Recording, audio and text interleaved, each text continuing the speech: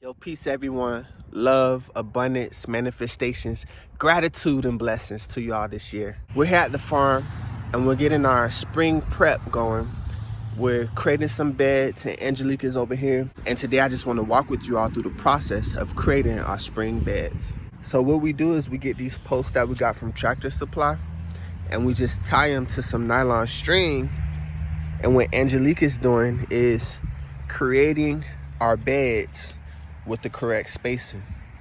Right now she's marking out a path and she's making sure that it's 18 inches wide. So once it's 18 inches wide, we put that into the ground, we put our post in, we have our spaces marked, and we just do the same on the other side. And this is going to be our pathway. On this side, this is our 30-inch bed. So we do 18-inch pathways and 30-inch beds. Here was another 18-inch pathway. Here's a 30-inch bed and 18-inch pathway. What happened was last year, we were rushing to cultivate our whole space and we ended up not measuring like we should have, and we just made some beds by eye. Now that's okay. It was for particular crops that didn't necessarily need that space, but we didn't get it as organized as we like. And that was a sacrifice so that we could get plants into the ground for our summer season of last year. Right now, what we're doing is we're just marking these beds out, getting it started. When we shaped our beds before, they were larger. And it's really only in this section. For our rest of our farm space that y'all see, everything else is marked out properly. This was just like some last minute stuff that we're doing. Really, we didn't cultivate the whole space like we wanted to, but that's okay. We're doing it now. And here it is. So by us marking these beds out the correct length, we're gonna get the optimal space available for growing our crops. What we're doing is pretty much a no-till method. The only tilling is really the creation of the paths, and that's a manual tilling by way of the grub hoe. So we're taking the grub hoe, we're creating the pathways. This is gonna be our walking space in our farm. So that's what Angelique's doing right now. It's not a crazy workout. It's just a nice, consistent rhythm and pattern like y'all hear her doing. The grub hoe tool that we use, this is a universal tool, which means it's used worldwide in many different agriculture applications. And it's a go-to whenever we want to do a quick turning of our soil. So we're just creating these pathways, and this is going to be the difference between this bed and what y'all see right here. Now this plastic, this is our silage tarp. Y'all see the silage tarp over there? That's gonna stay there for the next 3 to 4 weeks until it's time to cultivate and make new beds in that space. We're gonna cultivate that at the same time that we do our cover crop space over there. But right now we're getting these beds popping, and once we're done making the beds, we're gonna put the silage tarp, bring it over, and that's gonna hold down until our late spring planting. So we're gonna plant our African spinaches, our Ethiopian Malokia spinach. We're gonna get our Sokoyokoto spinach, or koto, also known as Celosia argentea, which is a Nigerian spinach. We're gonna get that into the ground. We had a great season last year. We planted it in that plot over there with the hay, but this time we're gonna switch it up, bring it in this side, cultivate new space. These beds that we're turning over now, they previously had what we thought would be peanuts and sweet potatoes, but the deer came and ate our crops. So these beds never really did anything for us. So we're just maximizing the potential of our space this season. Now, so that y'all see the difference of the silage tarp versus not, all of this space needs to be tarped up. This is the no-till method. You cultivate the soil, make sure it's moist. You put the silage tarp over for 3 to 6 weeks, depending on your growing space and your climate and temperature. And then you have this over here.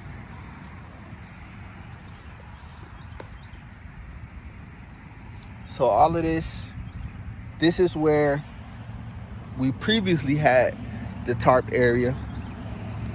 You can see the strong line. So the silage tarp works, y'all. If y'all ever want to know, the silage tarp works. We kind of previously had the silage tarp in that space back there, and we brought it over here just to let it hold place while we were doing whatever we're doing. We pulled it up, and here's how it is. So as you look closer, you can see the weeds growing up on one side, and you can see pretty much soil on this side. And that's how it's gonna be once we put all of this over. When using the grub hoe, it's important that you use as many aspects of the tool as possible. So when we want to get actual weeds out the ground, we'll use the corners of the grub hoe like a tooth in order to scrape. But what Angelique is doing right now, she's using the flat part in order to pull the organic matter from the pathway onto the bed. That way we're going to be building our beds. We're going to lay the organic matter on top of each other, making it hard for any weed seeds to come through. And then we're going to put the silage tarp, and it's going to be awesome, y'all. We wear our gloves so that we don't get blisters when we go crazy using these tools. Then we got our nice boots so that we actually got these boots from Walmart, but we got these nice boots so that we don't get bit by any ants. So these are how the beds are looking right now. This is us shaping them from the beginning, and this is how we want them to look. See how all the beds are kind of laid out nice and neat. We're gonna come through and do one more weeding before the spring season starts. Put another layer of hay down. We do that pretty much twice a year. But these are the finished beds. So we're gonna turn those beds over there into this right here. Here's a cleaner look, minus the organic matter of some onions that we planted. We have sandy soil, so whenever it rains, our pathways end up looking like this. We're eventually gonna come through and put some hay through here as well. But this is how it's looking right now, y'all. But let me get back to work, y'all. I got a tool of my own. Make sure y'all get one of these if y'all work in a small garden space. You don't got to, but it's a pretty cool tool to use. We thank y'all for tuning in and supporting us. Make sure y'all stay tuned for more videos as we give y'all updates on the progress of our spring growing season. Let us know if y'all have any questions about our process. If you have any suggestions or advice, drop it in the comments below. And as always, thank you for being smarter by nature. Hey everyone, it's Angelique. I just wanted to take a quick break and talk with you all. We've been putting in work today. We're making progress. We did 3 beds today, and then we're gonna continue on the middle section. I'm so happy that we get to share this with you all and then just show y'all how it's possible to grow in the ground with the soil you already have, just by making raised beds. So if you have a space, the beds don't even need to be this long. You can do a 10-foot bed, you can do raised beds. There's just so many ways that you can grow. So always stay encouraged to grow, and thank you for being smarter by nature. All right, it's raining out here, so we want to finish it up and then wrap it up for today. So thank y'all for watching. If you haven't already, subscribe to our channel, follow us on Instagram, and if you have any questions, just let us know. All right.